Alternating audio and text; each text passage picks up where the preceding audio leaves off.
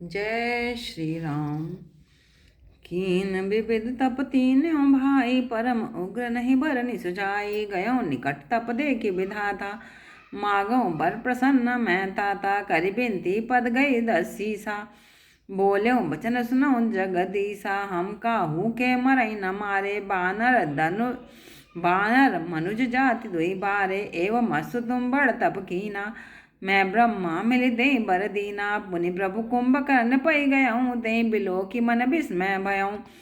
जो ऐ खल नित करब आहारु, होयं सब उजारि संसारु। सारद प्रेरिता सुमति फेरी, मागे सिनीद मास शटकेरी। गए विभीषण पास पुनि, कयऊँ पुत्र बर माग। ते माग्यों भगवंत पद, कमल अमल अनुराग। मंगल भवन मंगलहारी, द्रवों सुदशरथ जर बिहारी। तिनहि देई बर ब्रह्म सिधाए, हर्षित ते अपने ग्रह आए। मैं तनुजा मंदोदरी नामा, परम सुंदरी नारी ललामा। सोई मैं दीनी रावणई आने, होयं जात धान पति जानी। हर्षित भयउ नारी बलि पाई, पुनि दो बंधु ब्याह सिचाई। गीत्रकूट एक सिंधु मझारी, विधि निर्मित दुर्गम अति भारी। सोई मैं दानव बहुरी सवारा, कनक रचित मणि भवन अपारा। भोगावती जस अहि गुलबासा, अमरावती जस सक्र निवासा।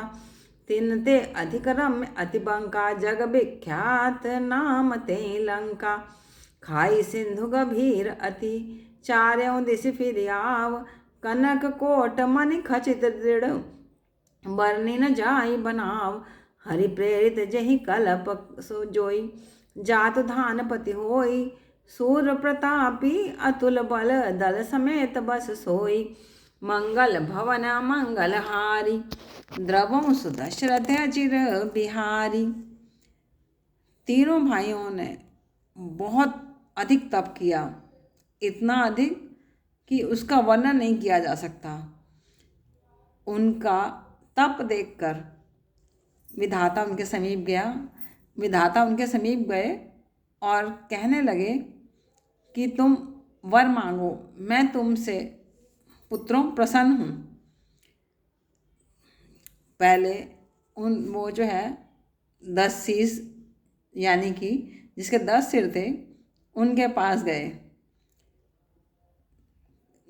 और उन्हें पुत्र वर मांगने के लिए कहा।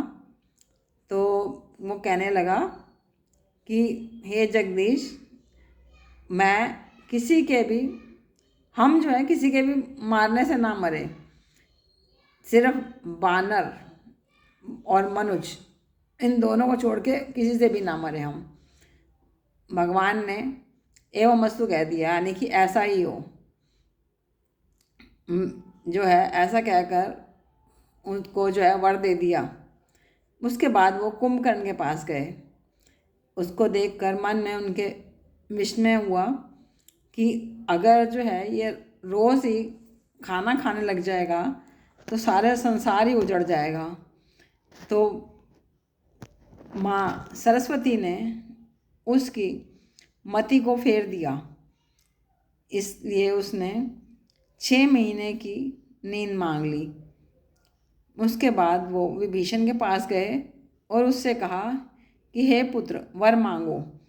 तो उसने भगवान के चरण कमलों में प्रीति मांगी। उनको वर देकर विधाता चले और वो सभी अपने अपने घरों में चले गए। मैं दानव की पुत्री मंदोदरी उसका नाम था, और वो बहुत ही सुंदरी थी। उन्होंने रावण को ब्याह दी और वो जातधानपति हो गई। अब रावण भी अपनी पत्नी जो कि अच्छी थी उसको पाकर बहुत प्रसन्न हुआ। इसी तरह से बाकी दोनों भाइयों का भी विवाह हो गया। त्रिकूट पर्वत पर एक सिंधु था। त्रिकूट पर्वत के चारों ओर एक समुद्र था और उसके अंदर एक बड़ा भारी महल बना हुआ था, जो कि उस मय दानव ने बहुत अच्छे ढंग से संवार रखा था। उसके भवन जो थे सोने से बने हुए थे। बहुत सुंदर वो भवन था। उसका नाम लंका था, जो कि पूरे जगत में विख्यात है। उसके चारों ओर खाई की जैसे थी, और उसके मध्य में ये कनक मतलब सोने के खंभे और सोने का भवन विराजता था। जैसी ईश्वर की प्रेरणा हुई वही हुआ, और वो सूर प्रतापी जो था, अपने आप को बहुत ज़्यादा बलशाली मानने वाला, अपने बंधु भाइयों सहित उसमें रहने लगा। जय श्री राम।